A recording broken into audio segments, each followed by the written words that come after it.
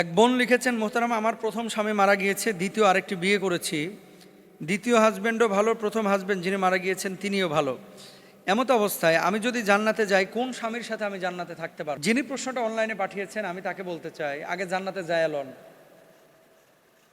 আপনি যদি জান্নাতে চলে যান, জান্নাতে যাওয়ার পরে আল্লাহ সুবহানাহু ওয়া তাআলা কোনো কার্পণ্য করবেন না তার নাজ নিয়ামত দিতে। এখন আপনি যদি বলেন যে আমি অমুক স্বামীর সাথেই থাকবো, আপনার জন্য আল্লাহ ব্যবস্থা করে দেবে। যদি আপনি বলেন যে না, আমি চারজনের সাথে একসাথে থাকবো, এটাই আমি চাই, তো ওদের চারজনের মতো রূহ বানায় দিতে আপনাকে কতক্ষণ সময় লাগবে? এটা আল্লাহ দিতে পারেন। কিন্তু কিছু হাদিস আমরা পাই যে জান্নাতে প্রিয়জনদের সঙ্গে আল্লাহ সুবহানাহু ওয়া তাআলা দেখা করাবেন, এবং সূরা তুরের মধ্যেও 21 নম্বর আয়াতে আল্লাহ তাআলা এটা বলেছেন যে তাদের সাক্ষাৎ হবে। যারা জান্নাতি, বাপ মার সাথে দেখা হবে, ভাই বোনের সাথে দেখা হবে, সন্তান সন্ততির সাথে দেখা হবে। সেই হিসাবে আপনার হাজব্যান্ড যদি জান্নাতে যায়, তাহলে সেই হাজব্যান্ডের সাথে আপনার জান্নাতে দেখা হবে যদি আপনি জান্নাতে যান। স্থায়ী জান্নাত যাতে তারা প্রবেশ করবে, এবং তাদের পিতা মাতা স্ত্রী সন্তানদের মধ্যে যারা সৎকর্মশীল তারাও তাদের সঙ্গে প্রবেশ করবে। এটা সূরা রাদের 23 নম্বর আয়াতে আল্লাহ তাআলা বলেছেন। আচ্ছা, এবার আসেন, জান্নাতে কোন স্বামীর সঙ্গে থাকবেন? কিছু আলেমের মতে কোনো নারীর একাধিক স্বামী থাকলে তিনি জান্নাতে তার সর্বশেষ স্বামীর সঙ্গে থাকবেন। এ মতের পক্ষে আবু দারদা রাদিয়াল্লাহু তাআলা আনহু থেকে বর্ণনাকৃত একটি হাদিস নবীজি সাল্লাল্লাহু আলাইহি সাল্লাম থেকে তিনি উল্লেখ করেছেন। তিনি তার স্ত্রী উম্মু দারদাকে বলেছিলেন, আমি রাসূল সাল্লাল্লাহু আলাইহি সাল্লামকে বলতে শুনেছি, কোনো নারী যার স্বামী মারা যাওয়ার পর অন্য কাউকে বিয়ে করে সে জান্নাতে তার শেষ স্বামীর সঙ্গে থাকবে। মানে প্রথম স্বামী না, সব শেষ যাকে বিয়ে করেছে তার সঙ্গে জান্নাতে থাকবে যদি সেই স্বামী জান্নাতে যায়। যদিও মুহাদ্দিসরা এই বর্ণনা সনদ নিয়ে আলোচনা করেছেন, মানে কেউ কেউ বলেছেন এটা দুর্বল বর্ণনা।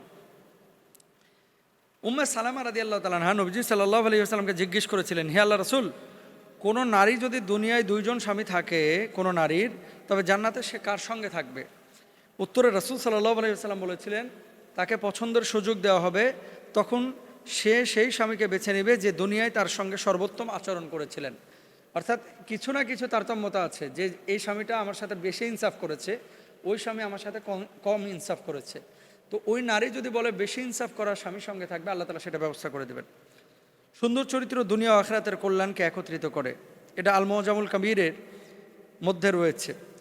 এখান থেকে অনেক আলেম মত প্রকাশ করেছেন, জান্নাতে নারীর সন্তুষ্টি ও সুখের বিষয়টি প্রাধান্য পাবে। অর্থাৎ কোনো নারী যদি বলে যে আল্লাহ আমি ওই স্বামীর সঙ্গেই থাকবো, আল্লাহ তাআলা তার জন্য সেই স্বামীর ব্যবস্থা করবে। কোনো নারী যদি বলে যে আল্লাহ আমি অমুক স্বামীর সঙ্গে থাকবো, আল্লাহ তাআলা তার জন্য সেটাই ব্যবস্থা করবে। এখন আপনার ইন্টেনশনটা কি? আপনার মূল মাকসাদ এখন জান্নাতে যাওয়ার পরে এমনও তো হতে পারে যে এই যে দুনিয়ার পচা গান্দা স্বামী বা স্ত্রী কেউ নাও চাইতে পারে। জান্নাতে মানুষটা যাবে যুবক হয়ে, এবং তাদেরকে আল্লাহ তাআলা এমন কিছু সক্ষমতা দেবে যেটা দুনিয়ার সাথে মিলবে না। তো আপনার রুচিও তো চেঞ্জ হতে পারে। বাংলাদেশে বসবাস করলে এক ধরনের রুচি, দুবাই, আমেরিকা অথবা ইংল্যান্ডে বসবাস করলে রুচি আর এক ধরনের। এখানে বাদামি চেহারা ভালো লাগে, ওখানে গেলে হোয়াইট ভালো লাগে, তাই না? এরকম হয় না অনেক সময়? তো জান্নাতে যখন আপনি যাবেন, আগে যায় এলন, যাওয়ার পরে পরেরটা পরে দেখা যাবে যে আপনি কোন স্বামীর সঙ্গে থাকবেন, আগে যায় নেন। আল্লাহ তাআলা আমাদেরকে বোঝার তৌফিক দান করুন। আল্লাহ আমাদেরকে আমল করে জান্নাতে যাওয়ার তৌফিক দান করুন, আমিন। পৃথিবীতে এমন 4টি গুনাহ আছে, যে 4টি গুনাহ করার সময় মানুষ আর ইমানদার থাকে না, ও বেঈমান হয়ে যায়। 4টা গুনাহ আছে, যেই 4টা গুনাহ যদি আপনি করেন আপনি ইমানের মধ্যে থাকবেন না। এই গুনাহ যখন মানুষ করে তার ইমান থাকে না, সে ইমান থেকে খারেজ হয়ে যায়। 4টা গুনাহ আমি যখন আলোচনাগুলো করি, আমি আমার মতো আলোচনা করছি, আপনারা আপনার মতো শুনতেছেন, কিন্তু এগুলো কলিজা কাঁপানো হাদিস। কলিজা কাঁপানো হাদিস। আল্লাহর হাবিব সাল্লাল্লাহু আলাইহি ওয়াসাল্লাম এইভাবেই বলেছে, এইভাবেই কিন্তু আপনাকে মানতে হবে। এই 4টা গুনার ধারে কাছে কোনো মানুষ যাবেন না, না হলে ঈমান থেকে খারেজ হয়ে যাবেন ঠিক ওই সময়টা। আবু হুরায়রা রাদিয়াল্লাহু তাআলা আনহু থেকে বর্ণিত হাদিসটি হলো, রাসূল আকরাম সাল্লাল্লাহু আলাইহি ওয়াসাল্লাম বলেছেন, কোনো ব্যভিচারী যখন ব্যভিচার করছে, অর্থাৎ এই যে শারীরিক মেলামেশা যখন করছে অবৈধভাবে, তার স্ত্রীর সাথে না, তার প্রেমিকার সাথে, তার গার্লফ্রেন্ডের সাথে, সে হোটেলে গিয়ে, সে বারে গিয়ে, এই যে যখন কোনো ব্যভিচারী ব্যভিচারে লিপ্ত হচ্ছে, আল্লাহ রাসূল সাল্লাল্লাহু আলাইহি ওয়াসাল্লাম বলছেন ঠিক ব্যভিচারের ওই সময়টাই তার আর ঈমান থাকে না, সে বেঈমান হয়ে যায়। যখন সে বন্ধ করে সে আবার ফিরে আসে, কিন্তু গুনাহে কবিরার কারণে কিয়ামতের ময়দানে আল্লাহ তাআলা অসংখ্য সময় তাকে জাহান্নামের আগুনে জ্বালাবেন। তাহলে ব্যভিচারী যখন ব্যভিচার করে তার ঈমান থাকে না, সে বেঈমান হয়ে যায়, 1 নাম্বার। 2 নাম্বার, কোনো মদ পানকারী যখন শরাব পান করে, সেটা শরাব হতে পারে, সেটা ইয়াবা হতে পারে, সেটা অন্যান্য নেশা জাতীয় জিনিস হতে পারে, যখন কেউ এই নেশা জাতীয় জিনিসের সাথে সম্পৃক্ত থাকে তখন তার ঈমান থাকে না। 4 নাম্বার হচ্ছে কোনো চোর যখন চুরি করে তার ঈমান থাকে না। 3 নাম্বার, কোনো চোর যখন চুরি করে তার ঈমান থাকে না।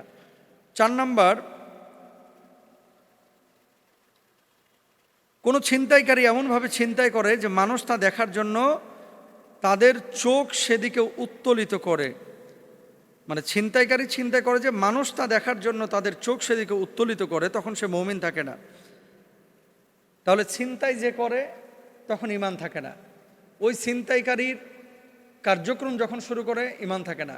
চুরি যখন করে ঈমান থাকে না। তারপরে শরাব যখন পান করে ঈমান থাকে না। আরেকটা হচ্ছে জেনা যখন করে ঈমান থাকে না। এখন ধরেন চাঁদাবাজ যখন চাঁদাবাজি করে তার কি ঈমান থাকে?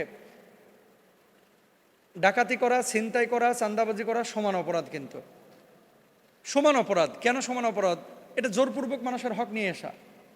আপনি কোনো কাজ করলেন না কিন্তু জোরপূর্বকভাবে। জানেন, কালকে রাত্রে আমাকে ত্রিশাল থেকে একজন ফোন করেছে যে হুজুর আমি ডিজেবল, আমি প্রতিবন্ধী, আমার একটা দোকান ছিল, সেই দোকানের জন্য 1.5 লক্ষ টাকা আমার কাছে চাঁদা চাওয়া হয়েছে। পরে আমি ডিজেবল প্রতিবন্ধী হওয়ার পরে আমি ওই দোকান ছেড়ে দিয়েছি, আমি কোথায় টাকা পাবো?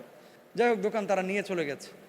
যে কথাটা বলতে যাচ্ছি যে এগুলোর ব্যাপারে ভয়ানক হাদিস আছে, কিন্তু আমাদের ভাইয়েরা বোনেরা এগুলোর ব্যাপারে বোঝে না।